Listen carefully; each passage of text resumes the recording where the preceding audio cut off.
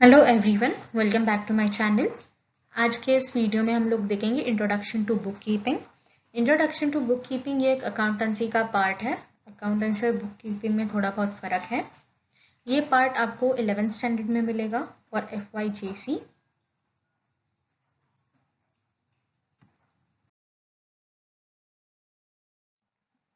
देखते हैं evolution of accounting.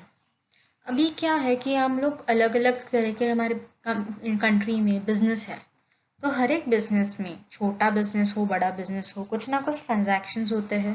भाई ये सारे ट्रांजैक्शंस याद रखना थोड़ा मुश्किल है। ऑब्वियसली कंपनी है तो उनका रॉ मटेरियल होगा, फिनिश गुड्स होगा, ट्रांसपोर्टेशन होगा, इलेक्ट्रिसिटी होगा, एम्प्लॉयज़ को सैलरी देना होगा, 200-300 एम्प्लॉयज़ हो सकते हैं, या फिर और अलग अलग ऐसे एक्सपेंसेस होंगे, कुछ इनकम होंगे। तो ये सब ट्रांजैक्शंस याद रखना थोड़ा मुश्किल है। और अभी तो आप याद रख लोगे, लेकिन फ्यूचर में 10 साल 15 साल के बाद आपको वो डिटेल्स चाहिए, तो वो टाइम पे तो आपको याद रहना मुश्किल है। तो इसके लिए हम लोग क्या करते हैं, हमारे कंपनीज में या हमारे बिजनेस में जो कुछ डे टू डे बेसिस पे जो कुछ इनकम होता है, एक्सपेंस होता है, वो हम लोग एक बुक में लिखते हैं और वो बुक को हम लोग बुक कीपिंग बोलते हैं। ये बुक कीपिंग का कुछ थोड़ा सा हिस्ट्री हम लोग देखते हैं। इंडिया में जब चंद्रगुप्त मौर्य के टाइम पे एक मिनिस्टर था कौटिल्य, उसने एक बुक लिखी थी अर्थशास्त्र, जिसमें से कुछ अकाउंटिंग के बारे में कुछ कुछ चीज़ें हैं जो हम लोग पढ़ेंगे आगे जाके, वो कुछ चीज़ें वहाँ से भी रेफर हुई है। और वो जो अकाउंटिंग रिकॉर्ड्स जो हम लोगों ने अर्थशास्त्र से लिए हैं, उसको दूसरा नाम है देशी नामा। मतलब जो हम लोग रिकॉर्ड करते हैं डेली बेसिस पे, जो हम लोग रिकॉर्डिंग करके जो बुक मेंटेन रखते हैं, उसको हम लोग बोलते हैं देशी नामा।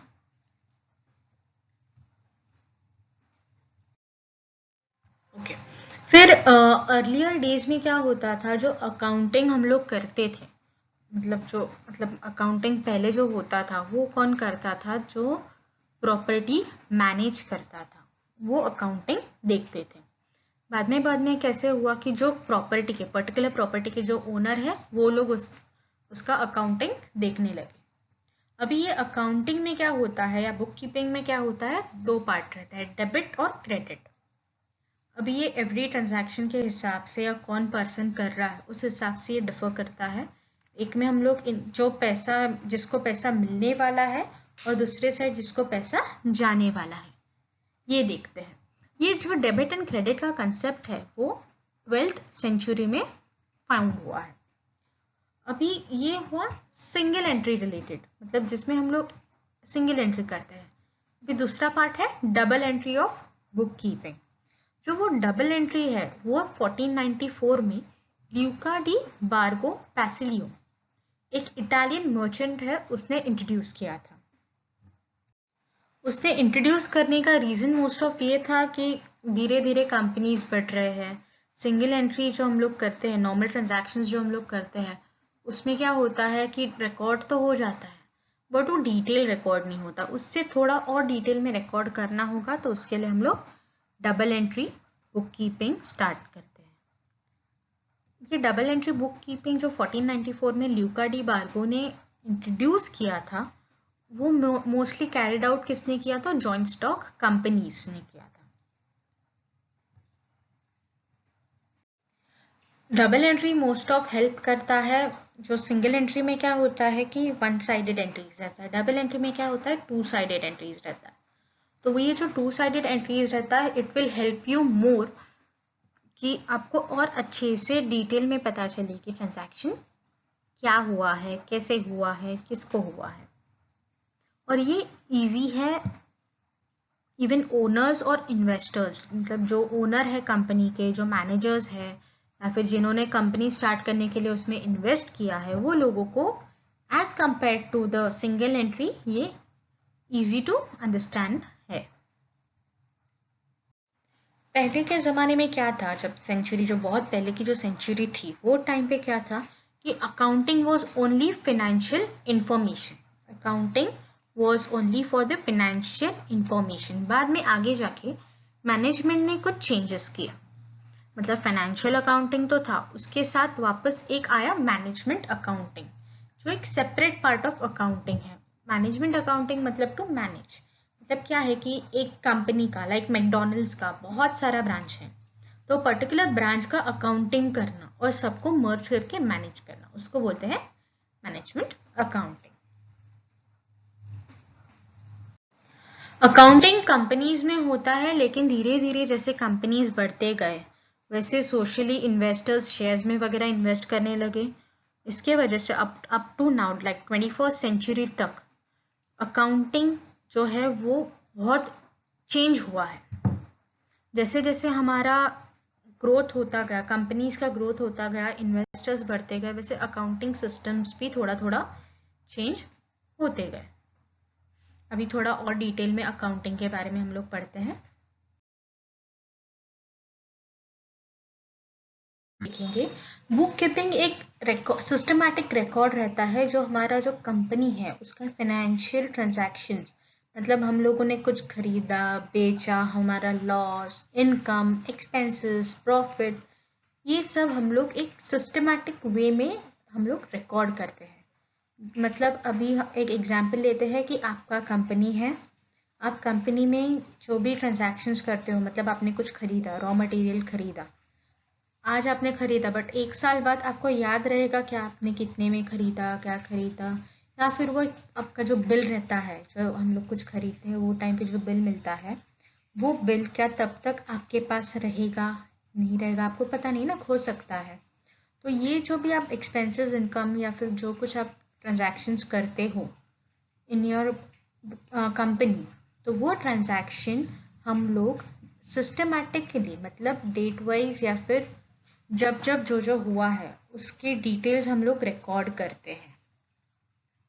और ये जो ट्रांजैक्शन है वो डेली बेसिस पे भी होता है, मतलब अगर ये कम, आज आपने रॉ मटेरियल खरीदा, कल आपने इलेक्ट्रिसिटी का बिल पे किया, कुछ एक्सपेंसेस हुआ, या फिर परसों कुछ और हुआ, तरसों कुछ और हुआ, तो आपके जो डेली एक्सपेंसेस होते हैं एक कंपनी के, वो हम लोग इसमें रिकॉर्ड करते हैं। और हम लोग ये भी देखते हैं कि ये जो कुछ हम लोग अपडेट कर रहे हैं वो परफेक्टली अपडेट हो, मतलब 50,000 अमाउंट है तो 50,000 अमाउंट ही लिखना है, 40,000 30,000 नहीं लिखना है। ये सब हम लोग उसमें एक एक्यूरेसी रखते हैं। देखते हैं बुक कीपिंग का। Book keeping is an art of recording business dealings in the set of books. मतलब बुक कीपिंग में क्या रहता है कि नॉर्मल एंट्रीज जो हम लोग डे टू डे हम लोग जो एक्सपेंस इनकम करते हैं वो सब एंट्रीज हम लोग पास करते हैं। वो पास करना एक आर्ट है, मतलब कौन सी चीज़ कहाँ जाएगी, कैसे जाएगी, वो एक आर्ट है बिजनेस का, जिससे हम लोग हमारा जो कुछ इनकम एक्सपेंस ये सब है हम लोग रिकॉर्ड करते हैं। और ऐसे रिकॉर्ड करते हैं जिससे हम लोगों को इजीली अंडरस्टैंड हो, फ्यूचर में हमको जब लगेगा वो रिकॉर्ड कि हमको चेक करना है कि हम लोगों ने ये डेट पे क्या किया, तो वो हमको इजीली मिल सके। इसके लिए ये एक art of recording business dealings है। ये डेफिनेशन लिखा है J.R. बाटली बॉय ने। Features of book keeping: recording financial transaction, posting debit and credit, producing invoices। पहले देखते हैं recording financial transactions. Recording financial transaction मतलब हमारा जो कुछ फुल ईयर में या फिर जब जब जो जो हमारा एक्सपेंस हुआ है या इनकम हुआ है वो ट्रांजैक्शन हम लोग बुक कीपिंग में रिकॉर्ड करते हैं। फिर आता है पोस्टिंग डेबिट एंड क्रेडिट। अभी बुक कीपिंग में क्या होता है, दो तरह के अकाउंट्स बनते हैं, एक लेजर अकाउंट और एक जर्नल अकाउंट। अभी ये दोनों में क्या होता है कि दो पार्ट रहते हैं, डेबिट एंड क्रेडिट। कभी कभी डेबिट में एक्सपेंसेस आते हैं, क्रेडिट में इनकम आते हैं, तो उस हिसाब से हम लोग वो ट्रांजैक्शंस करते हैं लेजर में। और जर्नल में क्या होता है कि आपको एक एग्जांपल देती हूँ। अभी आपने कुछ एक्सपेंस किया, मतलब आपने कुछ खरीदा, शॉपकीपर और आपके बीच में वो ट्रांजैक्शन हुआ। मतलब क्या है कि एक ने पैसे दिए तो दूसरे ने पैसे लिए, उस हिसाब से जर्नल में डेबिट क्रेडिट होता है और उसमें हम लोग एक्सपेंस है या इनकम है वो हिसाब से हम लोग डिसाइड करते हैं अमाउंट्स डेबिट में जाएगी या क्रेडिट में जाएगी। फिर आता है प्रोड्यूसिंग इनवॉइसेस। प्रोड्यूसिंग इनवॉइसेस मतलब हमारा जो कुछ ट्रांजैक्शंस है या फिर जो कुछ डे टू डे ट्रांजैक्शन है, कुछ इनकम हुआ, एक्सपेंस हुआ, उसको इनवॉइस क्रिएशन करना। देखते हैं objectives of book keeping. Book keeping हम लोग क्यों करते हैं, हमारा मेन ऑब्जेक्ट क्या है बुक कीपिंग करने का। तो पहला है बेटर डिसीजन मेकिंग। मतलब क्या, हम लोगों को जब कुछ भी ट्रांजैक्शन, जो भी हम लोग बिजनेस में खर्चा करते हैं, हमको जो पैसा मिलता है, इनकम एक्सपेंसेस जो होता है, वो इनकम या फिर वो एक्सपेंसेस के हिसाब से हमको एक आइडिया आता है कि हमारे पास कितने पैसे हैं, फिर हम वो पैसों का आगे क्या करें, या फिर हमको अगर कंपनी में कुछ प्रोडक्शंस करना है, वो प्रोडक्शन करने के लिए रॉ मटेरियल कितना लगेगा, उसके लिए कितना खर्चा होगा, ये सब हम लोग डिसाइड करते हैं। मतलब it is a better decision making. इसमें वो जो हम लोग ट्रांजैक्शंस करते हैं उसमें हमको ईजी मिलता है कि हम लोग क्या करें, कैसे करें। फिर है टू मोटिवेट वर्क फोर्स। अभी हम लोग जो ट्रांजैक्शंस करते हैं, बुक कीपिंग में जो ट्रांजैक्शंस करते हैं, उसमें से हमको एक स्लाइट आइडिया मिलता है कि हमारा काम कैसे चल रहा है, क्या चल रहा है, हमारा इनकम कितना हो रहा है, एक्सपेंस कितना हो रहा है, इसका एक स्लाइटली आइडिया मिलता है। अगर अच्छा इनकम बढ़ रहा है तो हम लोग कंपनी के जो लोग हैं, मतलब जो कंपनी में काम कर रहे हैं, उनको एक ईजी टू वे मोटिवेशन मिलेगा। मतलब आपने इतना मेहनत किया तो इतना इतना अच्छा इनकम बढ़ा, तो ओनर या फिर जो कंपनी हैंडल कर रहा है वो बंदा, जो क्लर्क्स हैं उनको क्या बोलेगा कि आप और अच्छा काम करो, उनको मोटिवेट करेगा। फिर प्रिवेंटिंग फ्रॉड्स।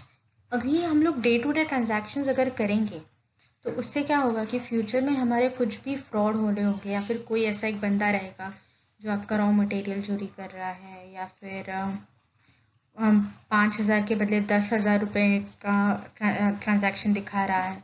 ये सब जो फ्रॉड्स होते हैं वो प्रिवेंट हो सकते हैं या फिर कम हो सकते हैं। फिर टू कंट्रोल मैनेजमेंट परफॉर्मेंस। मतलब अभी हम लोग डेली ट्रांजैक्शंस करेंगे, अभी हम लोग डे टू डे लाइफ का देखते हैं, हमारा जो पैसा आता है, इनकम आता है, महीने में एक बार आता है। सपोज 20,000 30,000 जो आपका इनकम है, उतना आपको इनकम मिलता है। वो इनकम आपको कहाँ खर्च करना चाहिए, कहाँ नहीं, ये आप सोचते हैं। बाद में जब भी हमारा एक्सपेंस होता है तो वो एक्सपेंसेस हम लोग लिखते हैं। नॉर्मल ग्रोसरी शॉप में भी आप जाते हो तो वो शॉप में आप जो भी सामान खरीदते हो उसका बिलिंग होता है। अगर आपके पास 2,000 है तो आप 2,000 के हिसाब से ही पैसा, जो कुछ खर्चा करना है, करोगे। वैसे ही यहाँ पे भी कंपनी का भी वही होता है कि आपका जो बजट है उस हिसाब से वो काम हो रहा है या नहीं। अगर नहीं हो रहा है तो उसको कैसे कंट्रोल कर पाए, कंट्रोल करके मैनेज कर पाए, उसे बोलते हैं control management performance. Importance of book keeping. अभी बुक कीपिंग करने का इम्पोर्टेंस क्या है। पहला है रिकॉर्ड। मतलब हम लोग जो ट्रांजैक्शंस, जो इनकम एक्सपेंस करते हैं वो रिकॉर्ड करते हैं। फिर आता है फिनेंशियल इंफॉर्मेशन। आज हम लोगों ने कुछ एक्सपेंसेस किया या फिर कुछ इनकम हुआ, तो फ्यूचर में after 2 months 3 months 1 year 2 year 3 year, future में हमको देखना है कि हम लोगों ने क्या ट्रांजैक्शन या कुछ ऐसा इनकम हमें आया था क्या। तो वो कंफर्मेशन के लिए हम लोग वो ट्रांजैक्शंस करते हैं, उसको बोलते हैं फिनेंशियल इंफॉर्मेशन। फिर आता है डिसीजन मेकिंग। डिसीजन मेकिंग मतलब अभी जो हमारा इनकम है, कितना एक्सपेंस है, ये ट्रांजैक्शंस करने के बाद हमारा इनकम एक्सपेंस का एक आइडिया आ जाता है। तो उसके ऊपर हम लोग फ्यूचर डिसीजंस ले सकते हैं कि हमको क्या करना है, क्या नहीं करना है। फिर आता है एविडेंस। ऑब्वियसली अगर आज आपने ट्रांजैक्शन किया, कुछ महीने बाद कंपनी है, गवर्नमेंट कभी ना कभी आपको कुछ ना कुछ पूछेगी।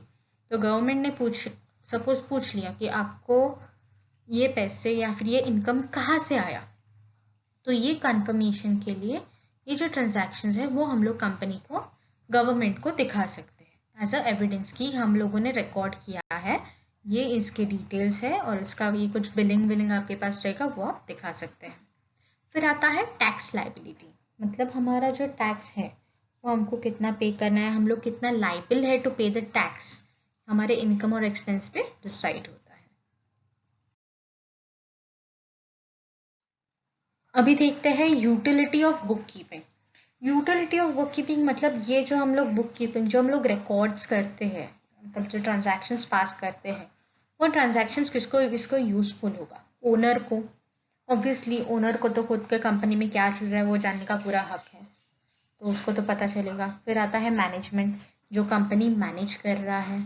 इन्वेस्टर्स मतलब जो शेयर होल्डर्स है या फिर जिन्होंने जिन्होंने कंपनी में इन्वेस्ट किया है, उनका भी हक है कि कंपनी में क्या हो रहा है। वो तो investors, customers, government, lenders, development जो होता है उसमें ये सब लोग क्या होता है कि रोज तो आके देख नहीं सकते कि कंपनी में क्या हो रहा है या फिर कितना खर्चा हो रहा है, क्या हो रहा है, नहीं देख सकते। तो पूरे साल का वो लोग एक साथ जब डिटेल्स मांगते हैं तो हम लोग उनको बुक कीपिंग जो हम लोग बनाते हैं, ट्रांजैक्शंस जो हम लोग करते हैं, वो ट्रांजैक्शंस उनको दिखाते हैं। तो owner, management, investor, customer, government और लेंडर्स, ये लोगों को हमारे ट्रांजैक्शंस, बुक कीपिंग ट्रांजैक्शंस जो है वो यूज़फुल होते हैं। इनसे वो ये लोगों को पता चलता है कि हमारी कंपनी कि अभी सिचुएशन क्या है, आगे हमें क्या करना चाहिए, सबका आइडिया आ जाता है।